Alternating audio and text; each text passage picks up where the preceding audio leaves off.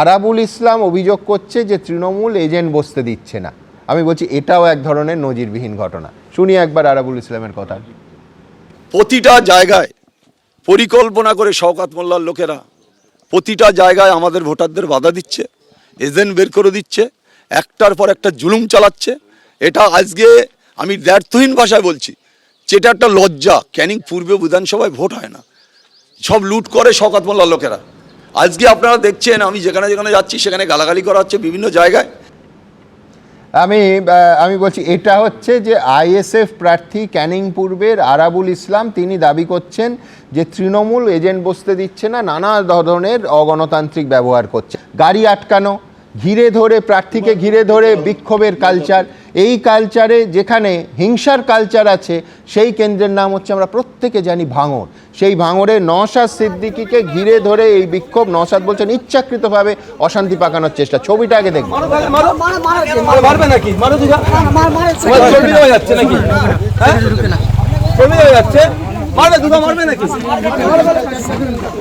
শান্তিপূর্ণ ভোট হচ্ছে, শান্তিপূর্ণ ভোট হচ্ছে, ফাঁকা হচ্ছে।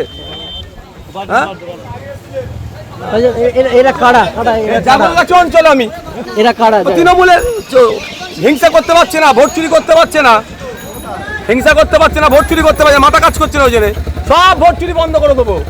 মানুষের ভোট মানুষ দেবে, যাকে ইচ্ছা দেবে, যাকে ইচ্ছা দেবে। এরা কি তৃণমূলে? হ্যাঁ একদম। ছবি তুলে রেখে দাও। আমাদের খুঁজে পাওয়া যায় না, আপনারা তো খুঁজেই পাওয়া যায় না। আপনি শুধু ভোটের সময় আসবেন, ছবি তুলে রাখো। মারবে নাকি?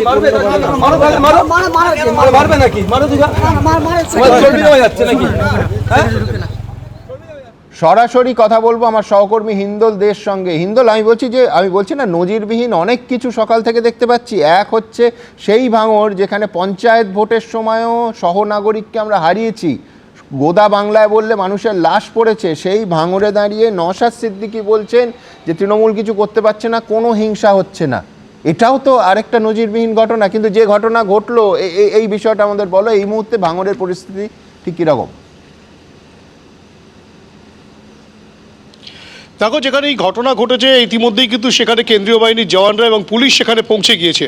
পাশাপাশি সুমন্ত, তোমাকে বলে রাখি, এই নওশাদ সিদ্দিকী আজকে সকালবেলা আমাদেরকে একটি ইন্টারভিউয়ে বলেছেন যে তিনি আশঙ্কা করছেন যে তার উপরে শওকত বাহিনী বা শওকত মোল্লা তারা কিন্তু আক্রমণ করতে পারে, যদিও তারা একেবারে নজর রাখছেন সমস্ত বিষয়ের ওপরে। কিন্তু যে চিত্র দেখা গেল কিছুক্ষণ আগেই, যেই ঘটনা ঘটলো ভাঙড় বিধানসভা কেন্দ্রের অন্তর্গত সাঁইয়াটি অঞ্চলের 258, 249 এই দুটো 259 এই দুটো বুথে তিনি গিয়েছিলেন এবং সেই সময় তৃণমূল কংগ্রেস কর্মী সমর্থকেরা তাকে ঘিরে ধরে এবং 5 বছরে তিনি কি করেছেন তাকে দেখা যায়নি, এই নিয়ে এই বাকবিতণ্ডা। এবং তুমি দেখতেই পেলে দাদা যে সেখানে কিন্তু নওশাদ সিদ্দিকী বলছেন মারবেন কি না, শান্তিপূর্ণভাবে ভোট হচ্ছে, আপনারা এখানে উত্তেজনা তৈরি করার চেষ্টা করছেন। এই বাকবিতণ্ডার জেরে কিন্তু একটা উত্তেজনা তৈরি হয়। তৎক্ষণাৎ সেখানে কেন্দ্রীয় বাহিনীর জওয়ান এবং পুলিশ পৌঁছে যায়। পরিস্থিতি এখন বেশ কিছুটা নিয়ন্ত্রণে আসলেও আবারও যা দিয়ে তুমি শুরু করলে যে এই ভাঙড় বারংবার নির্বাচনের সময় উত্তপ্ত হয়ে ওঠে, সহনাগরিককে হারানোর ঘটনা ঘটে, বোমাবাজি গুলি চালানোর ঘটনা ঘটে, সেই পরিস্থিতি আবার নতুন করে হবে না। তো সেই কারণে পুলিশ সক্রিয় থাকলেও এই ঘটনা কিন্তু কিছুক্ষণ আগেই ঘটলো নওশাদ সিদ্দিকীর সঙ্গে। ধন্যবাদ হিন্দোল। এবিপি আনন্দ, এগিয়ে থাকে, এগিয়ে রাখে।